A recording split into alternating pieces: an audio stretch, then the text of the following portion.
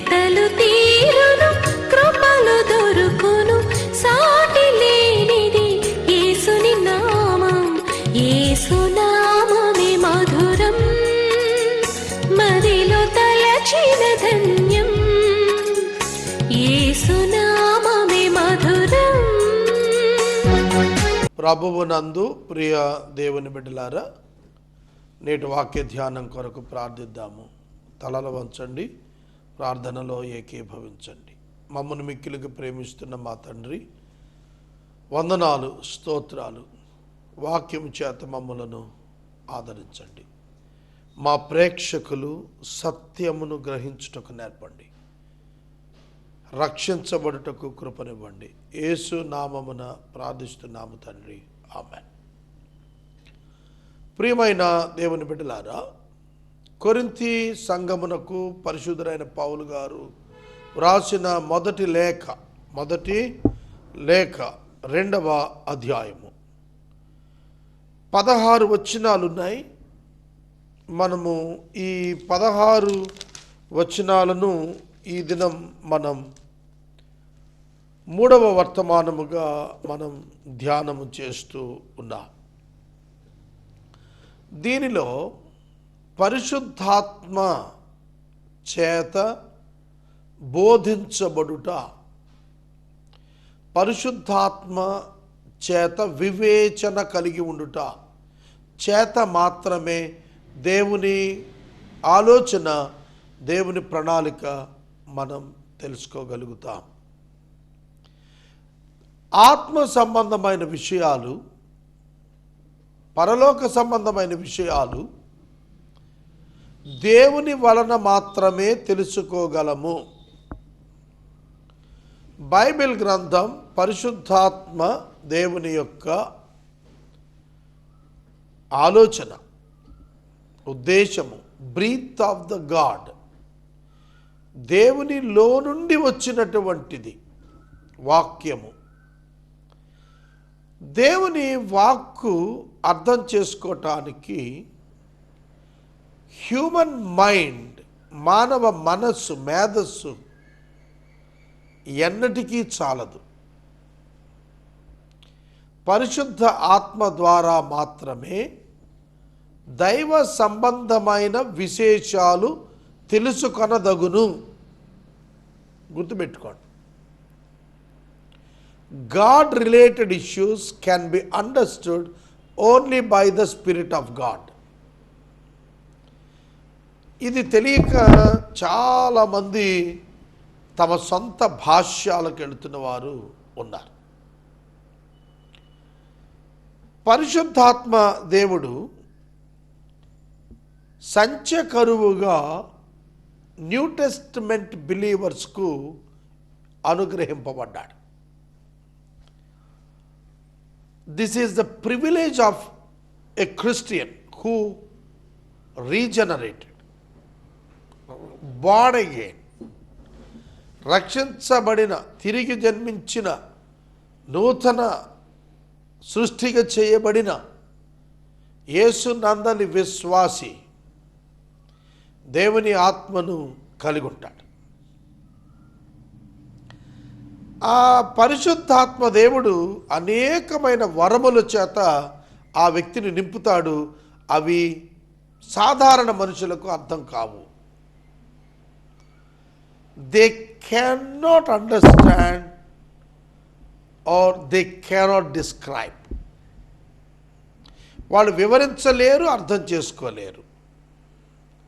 కానీ పరిశుద్ధాత్మ కలిగిన వారు గ్రహించగలుగుతారు, నేర్చుకుంటారు, చెప్పగలుగుతారు.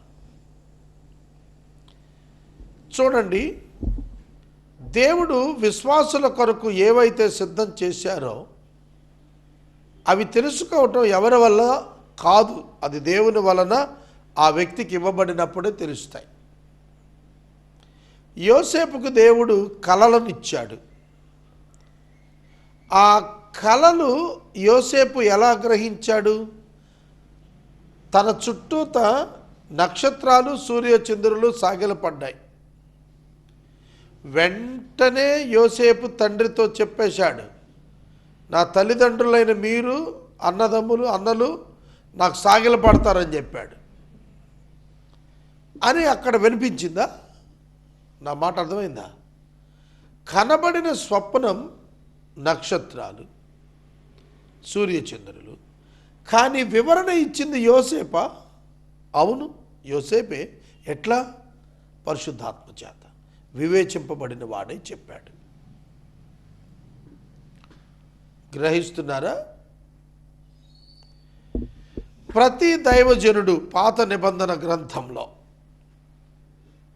దేవుని చేత వివేచింపబడిన వాడై,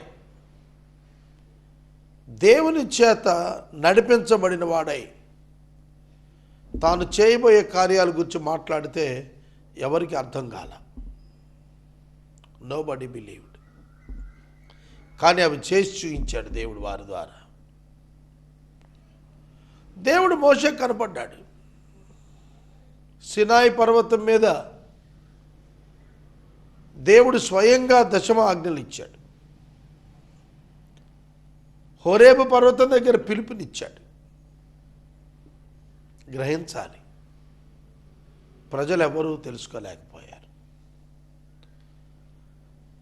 దేవుడు ఎవరికి వివేచిస్తారో వారు తెలుసుకుంటారు. అందుకు పరిశుద్ధాత్మను దేవుడు ఇచ్చి ఉన్నాడని పౌలు గారు రాస్తూ అన్నాడు. ఆత్మ నేర్పు మాటలు అంటాడు. Taught by the spirit.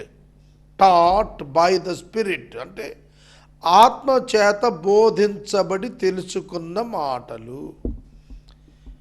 పరిశుద్ధాత్మ బోధించుట చేత అని అర్థం. ఆత్మ నేర్పు మాటలు అంటే పరిశుద్ధాత్మ నుండి నేర్చుకొని మేము బోధిస్తున్నాము. This is the right teaching of the Bible. A preacher must learn through the Spirit of God. పరిశుద్ధాత్మ చేత నేర్చుకున్న వారము ఉండాలి. దేవుడు నాతో మాట్లాడతాడనే భావన విశ్వాసికే అర్థమవుతుంది, విశ్వాసికే తెలుస్తుంది. But he can't prove that. మనుషులకు దాన్ని రుజువు చేయలేడు. అట్లాంటి వాడిని లోకం అంటుంది పిచ్చోడు అంటుంది. దేవుడు నీకేం చెప్పాడు అని. Are you mad? Are you mad? నువ్వు పిచ్చోడువా అని అడుగుతారు. అర్థమవుతుందా? బాప్తిస్మం ఇచ్చి యోహాను లోకానికి ఎట్లా కనిపించాడు? అరణ్యంలో కేకలేస్తున్న ఒక వెర్రివాళ్ళ కనపడ్డాడు. కానీ దేవుని దృష్టిలో భూమి మీద స్త్రీలు కన్న నరులలో అతనే గొప్పాడు. యేసుక్రీస్తు ఎవరికి అర్థమయ్యాడు? సొంత కుటుంబీకులు దెయ్యం పట్టిందని పట్టుకోటానికి వచ్చారు. కాబట్టి బైబిల్ గ్రంథంలో దేవుడు చేసే క్రియలు, కార్యములు దేవుని ఆత్మ కలిగిన వారే గ్రహించారు. ఆత్మ సంబంధి అయిన వాడు అన్నింటినీ వివేచించును గాని అతడెవని చేతనైనను వివేచింపబడడు. The spiritual person judges all things but is himself to be judged by no one. A spiritual person is himself to be judged by no one. అతన్ని ఎవ్వరు ఏమీ కూడా చెయ్యలేరు, వివేచింపలేరు, తీర్పు తీర్చలేరు, గ్రహించలేరు, తెలుసుకోలేరు. నేను చెప్పే మాటలు నా భార్యకు కూడా అర్థం కావు, నా కుటుంబానికి అర్థం కావు, నా బిడ్డలకు అర్థం కావు, నా ఫ్రెండ్స్కి అర్థం కావు కొంతమందికి. ఎందుకంటే దేవుడు తెలియజేసిన విషయము నేర్చుకొనుటకు దేవుని ఆత్మ కావాలి. దాన్ని గ్రహించుట ఎవ్వరికి కాదు, ఎవరికి తెలియదు, ఎవరికి తెలియదు.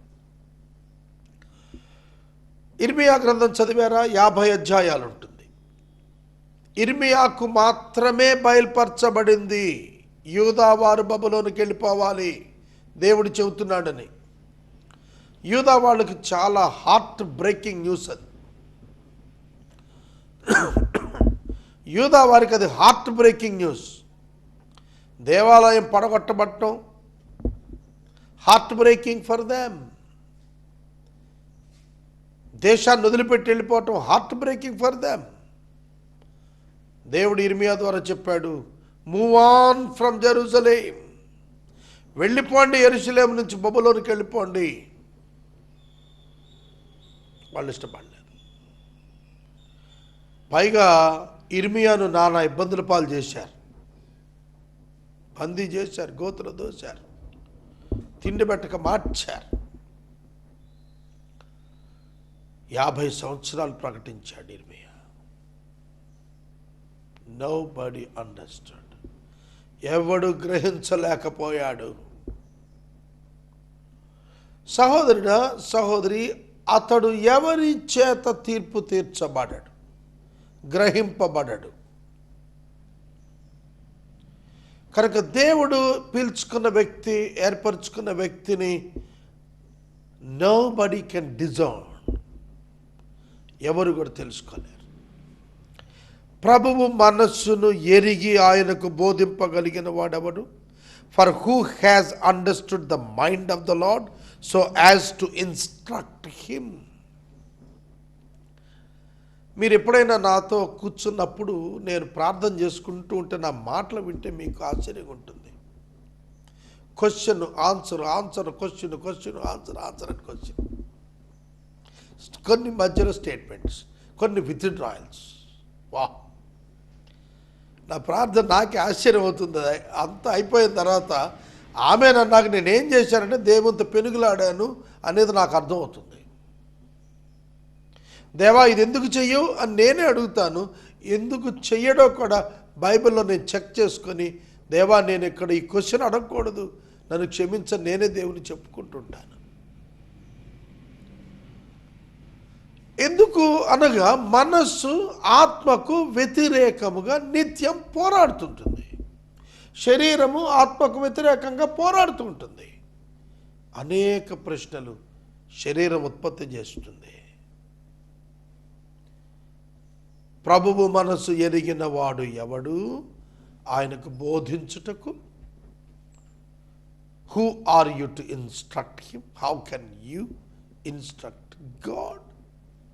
దేవునికి నువ్వు ఎలా బోధిస్తావు? దేవునికి నువ్వు బోధించదగుదువా?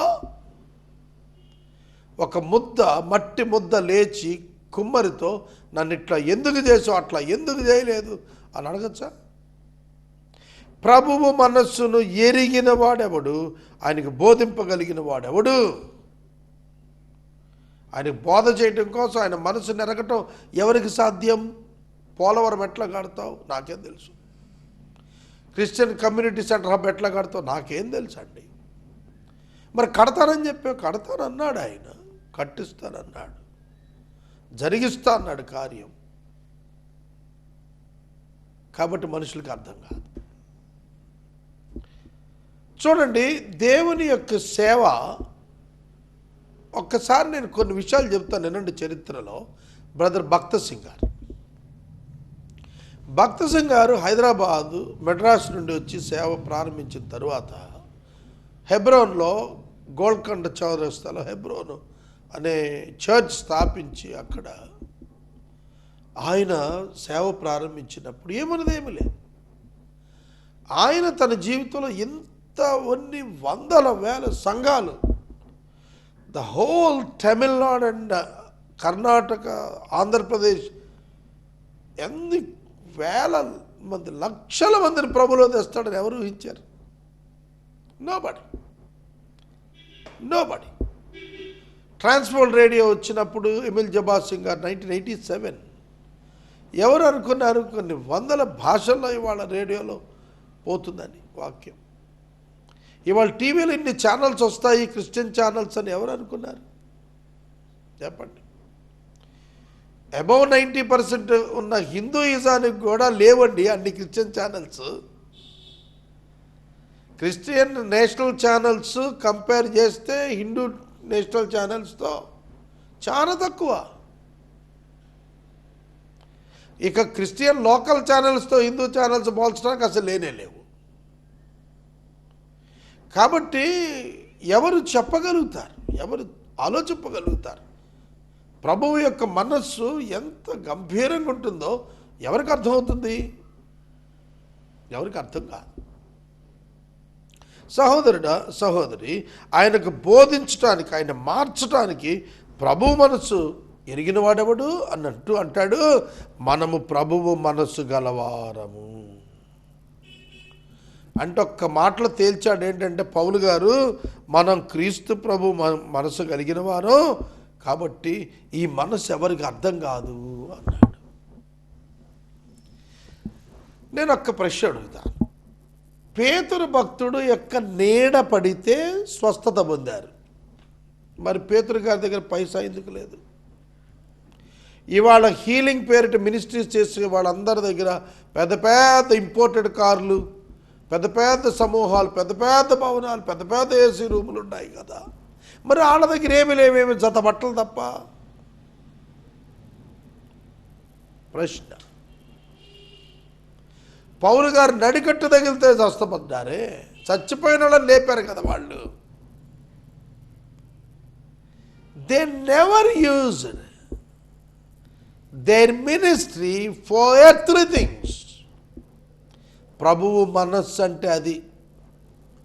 ఫిలిప్పీ పత్రికలో చెప్తాడు, క్రీస్తునకు కలిగి ఉన్న మనస్సు మీరు కూడా కలిగి ఉండండి. క్రీస్తు మనస్సు ఏంటో తెలుసా? ఇతరుల పనులు చూచుట. క్రీస్తు మనస్సు ఇతరుల పనులు చూచుట. మన మనస్సు మన సొంత పనులు 10 సార్లు చూచుకునుట.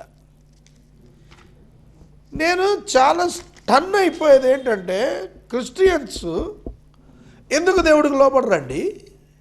It's my question. I can't understand even today. యేసుక్రీస్తు ప్రభువునకు కలిగిన మనస్సు మీరు కూడా కలిగి ఉండండి. 5వ వచనం 2వ అధ్యాయం. క్రీస్తు యేసునకు కలిగిన ఈ మనస్సు మీరును కలిగి ఉండండి. ఏ మనస్సు? సొంత కార్యములు కాక ఇతర కార్యాలు చూడాలి. సొంత కార్యాలు చూసుకోవటమే కాదు, ఇతరుల కార్యాలు చూడమన్నాడు. యేసుక్రీస్తు తన కొరకు ఎప్పుడు తను ఆలోచించుకోలేదు, ప్రజల కొరకే ఆలోచించాడు. అది యేసు యొక్క మనస్సు. ఆ మనసు నాకుంటే నన్ను ఎవడు అర్థం చేసుకుంటాడు చెప్పండి? ఇప్పటికీ నా ప్రశ్న అది. 28 సంవత్సరాల సేవ తర్వాత బస్సు ఛార్జీల కోసం వై షుడ్ ఐ వెయిట్? నా కార్కి 2 months ఇన్స్టాల్మెంట్ కట్టలే, ఏ క్షణమైన తీసుకెళ్ళిపోవచ్చు. వై? ఎందుకు? నేను ఏ ఇంటికి వెళ్ళి ప్రార్థన చేసిన 1000 రూపాయలు ఈజీగా ఇస్తాను. నాకు I can make money, lakhs of rupees by my house visitings. But no, I can't do that. 2005 జనవరి 10 ఆపేశాను నేను. ఇప్పటికి 13 సంవత్సరాలు నేను గృహదర్శనాలు చేసి. అర్థమవుతుందా? క్రీస్తు యేసును కలిగిన మనస్సు, ప్రే ఫర్ ఇండియా. భారతదేశం మార్చు, అదే నేను చేస్తోంది. లేదంటే నన్ను తీసుకెళ్ళిపోమని ప్రార్థన చేశాను వాళ్ళ. What is the use of my life here on the earth? Give me India. దేవా, భారతదేశం ఇవ్వు, మార్చు. క్రీస్తు యేసును కలిగిన మనసు ఎవరు వివేచించగలుగుతారు? కనుక దేవుని యొక్క వాక్యం చెప్పుచున్నది ఏమిటంటే, Christian can not be understood. నేను ఈ మధ్యన కొన్ని మాటలు చెబుతున్నప్పుడు అన్నాను, బియ్యము 35 రూపాయలకి అమ్మాలి క్రైస్తవుడు అన్నాను. క్రైస్తవ రైతు ధాన్యాన్ని తనే స్వయంగా అమ్మాలి తక్కువ కన్నా. ఒక మీట్ బిజినెస్ మ్యాన్ 50%కి అమ్మమన్నాను. If that teaching going on in to the media, what will happen? ఒక పిచ్చోడ్లాగా ఉంటుంది. ఆనాడు అరణ్యములోకి వెళ్ళి కేకలు వేసినటువంటి బాప్తిస్మం ఇచ్చే యోహాను ఆనాటి ప్రజలకు ఎట్లా అర్థమయ్యాడు? ఎప్పుడైతే అతడు మారు మనసుని గురించి ప్రకటిస్తున్నాడో, ప్రవక్త బయలుదేరాడనే ఆలోచనకు వచ్చి అనేకులు వెళ్ళారు. కానీ మత నాయకులు అతను ఒప్పుకోలేదు. The people who mastered the law didn't accept John the Baptist. మరి వాళ్ళే ఒప్పుకోకపోతే, అందుకే గుడ్డివాడు యోహాను 9లో స్వస్థత పొందినవాడు అడిగాడు, నిజమే, నాకు ఆయన ఎవరో తెలియకపోవటం విశేషం కాదు, కానీ మీకు తెలియకపోవటమే విశేషం నాకు. అదే విచిత్రంగా ఉంది. మీరు ఎరుగనంటారు ఏమిటి ఆయన్ని? లేఖనాలు ఎరిగిన మీరెందుకు ఎరగటం లేదు? I'm a blind poor man, but you are the preachers, you are the rabbi. మీరు తెలుసుకోవటం ఏంటి అన్నాడు. కనుక దేవుని వాక్యం చెబుతున్నది, ఆయన మనస్సు ఎరిగిన వాడెవడు? ఆయన మనస్సు ఎరిగి ఆయనకి ఇన్స్ట్రక్షన్ ఇవ్వగలిగిన వాడు, బోధించగలిగిన వాడు, ఇలా చేయను అని చెప్పగలిగిన వాడు ఎవడు? కానీ ప్రతి క్రైస్తవుడు ఇదే చేస్తున్నాడు. ప్రతి ఉదయం సాయంకాలం, దేవుడా నువ్వు అది చెయ్యి, ఇది చెయ్యి. నేనేం చేయాలి దేవుడా అని అడిగే క్రైస్తవుడు లేడు. వాళ్ళ నువ్వు ఇది చెయ్యి దేవుడా అనే క్రైస్తవులు 100% కనపడుతున్నారు. లక్షకొకడు ఉంటాడేమో క్రైస్తవుడు, దేవా నన్ను ఏం చేయమంటావు ఇవాళ అని. He is the real Christian. ఉదయం లేచిన మొదలు దేవుడికి డిక్టేషను, ఇది చేయి ప్రభువా, అది చేయి ప్రభువా, అలా చేయి, ఇలా చేయి, ఇలా చేయి, అలా చేయి. సహోదరుడు, సహోదరు, ఎప్పుడు అర్థం చేసుకుంటావు దేవుణ్ణి? ప్రజలు నశించిపోతున్నారు. I'm talking about the continent Asia. నువ్వు ఒక్క భారతదేశం చూస్తున్నావు, 130 కోట్లు. Then what about the China? 160 crores of people. చైనాలో చాలా చురుగ్గా వెళుతోంది క్రైస్తవ్యం. What about the gulf countries? ఏషియాలో గల్ఫ్ కంట్రీస్, ఇస్లాం కంట్రీస్ ఎవరు చేస్తారు సువార్త? కనుక దేవుడు చివరి దినాల్లో ఒక టోటల్ ఒక గ్రేట్ రివైవల్ తీసుకురావటానికి రాజ్యాలలో మార్పు తీసుకొస్తాడు. గుర్తుపెట్టుకోండి, 1950లో 40-50 మధ్యన సుమారు 50 దేశాలకు స్వతంత్రం వచ్చింది. 50 కంట్రీస్ బికేమ్ ఇండిపెండెంట్ కంట్రీస్. ఇవాళ వరల్డ్ పాలిటిక్స్, వరల్డ్ సిస్టమ్స్ అన్నీ గాడ్స్ కంట్రోల్లో ఉన్నాయి. దేవుడు తన రాకడ ముందు దేశాలలో ఒక ప్రత్యేకమైన పరిచర్యలు లేవనెత్తబోతున్నాడు. ప్రభువు మనస్సు, మనం ఎంతవరకు లెక్కేస్తామంటే, అబ్బాయి సేవకు వచ్చాడు అంటే ఒక గుడి కట్టేయాల. నాకు తెలిసిన ఒక బ్రదర్ వాళ్ళ అబ్బాయి సేవకు వచ్చాడు. వెంటనే ఆయన అన్నాడు నాతోని, అన్న ఓ మంచి ఏసీ చర్చ్ కట్టించేస్తానన్నా మా వాడికి. ఇక అందులో ఆడు ప్రతి ఆదివారం పాటలు పాడుకొని వచ్చిన వాళ్ళకి వాక్యం చెప్పుకుంటూ ఉంటాడన్నా. Is it the mission of God for him or a thought of a poor father? ఒక తండ్రిగా కొడుక్కి ఏమి ఇవ్వాలి? మామూలుగా వైద్యులైతే హాస్పిటల్ కట్టిద్దాం కొడుక్కి, డాక్టర్కి అనుకుంటారు.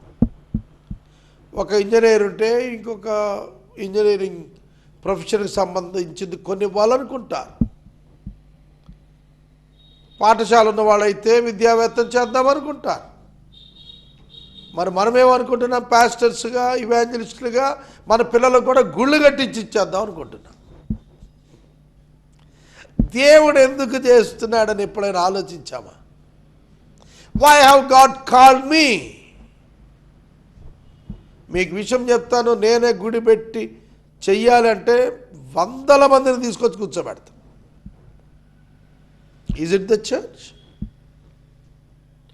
కన్నింగ్ ట్రిక్కరీగా తీసుకొచ్చి జనాలతో గుళ్ళు నింపి ఇది దేవుని సేవ అనుకుని భ్రమపడేటువంటి పిచ్చివాడుగా నేను ఉండదలుచుకోలేదు.